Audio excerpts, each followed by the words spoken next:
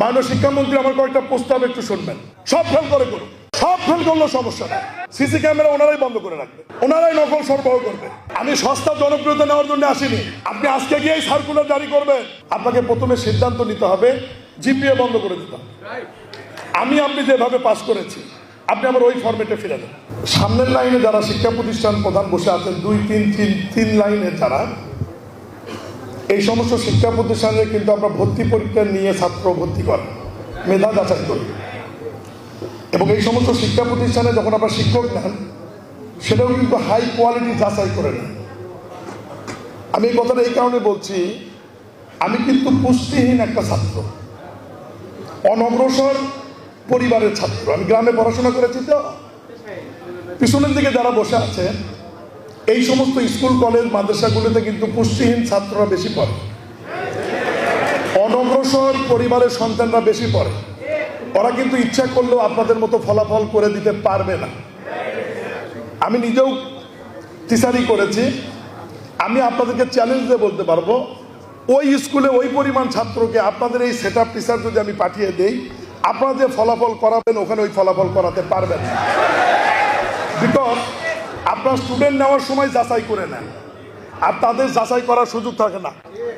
মাননীয় শিক্ষামন্ত্রী আমার কয়েকটা প্রস্তাব একটু শুনবেন। আমি ক্যান্টনমেন্ট স্কুল অ্যান্ড কলেজের প্রিন্সিপালের সাথে একমত।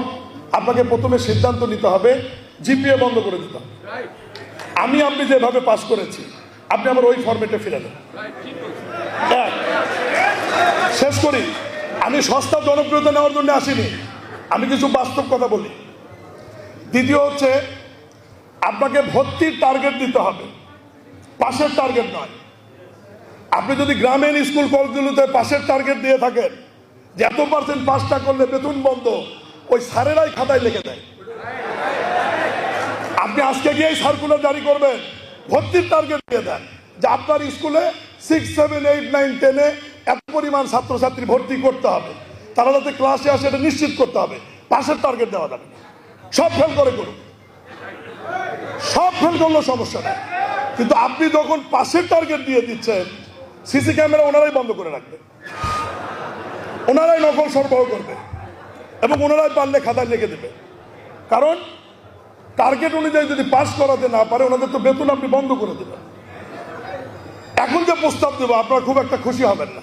রাজনীতিবিদদের যদি 3 বছর 5 বছর পর পর পরীক্ষা দিতে হয়, ভোটের পরীক্ষা, ভিসি নওগাঁ যেটা বলেছে যে বিগত 20 বছরে যদি শিক্ষক নিয়ে গিয়ে ডিজাস্টারই হয়ে যায়, শিক্ষামন্ত্রীর কাছে আমার প্রস্তাবনা থাকবে, এই 20 বছরে যে সমস্ত শিক্ষক নিয়োগ হয়েছে, যে পদ্ধতিতে হোক, প্রত্যেক বছর এই শিক্ষকদের আবার পরীক্ষা নেওয়া হোক। এই পরীক্ষায় যারা পাস করবে তাদের টিচার হিসেবে রাখেন, ফেল করলে বিদায় করে দেন। নোট করে এই সিস্টেমে আসে, দেখবেন যে এমনি সব ঠিক হয়ে যাবে। এখন আর তালি নাই, প্রথম তালি দিয়েছেন। শিক্ষকদের মেধা যাচাই করতে হবে, ভর্তির টার্গেট দিতে হবে, জিপিএ 5 উঠিয়ে দিতে হবে, এবং এই ধরনের মেধাবী টিচার যারা রয়েছে বগুড়া জেলার বা প্রিন্সিপাল রয়েছে, তাদেরকে সমন্বয়ে একটি কমিটি গঠন করে শিক্ষা ব্যবস্থাকে কিভাবে পরিবর্তন আনা যায়, ক্লাসরুমে স্টুডেন্টদেরকে কিভাবে আনা যায়, এবং তাদেরকে আকৃষ্ট কিভাবে করা যায়, আনন্দময় শিক্ষাটি কিভাবে করা যায়, এই বিষয় নিয়ে আমাদেরকে কাজ করতে হবে। শিক্ষকদের 100% অ্যাসোসিয়েশন এবং পলিটিক্স বন্ধ করে দিতে হবে। শিক্ষকরা কোনো রাজনীতি করতে পারবে না, শিক্ষকরা কোনো অ্যাসোসিয়েশন করতে পারবে না।